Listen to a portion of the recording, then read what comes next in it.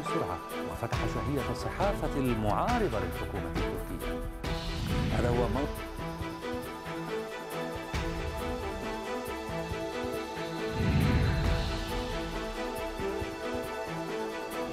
يبلغ ثمنها حوالي 400 مليون دولار أمريكي، ستضاف أعباء تشغيلها وصيانتها إلى الخزينة التركية.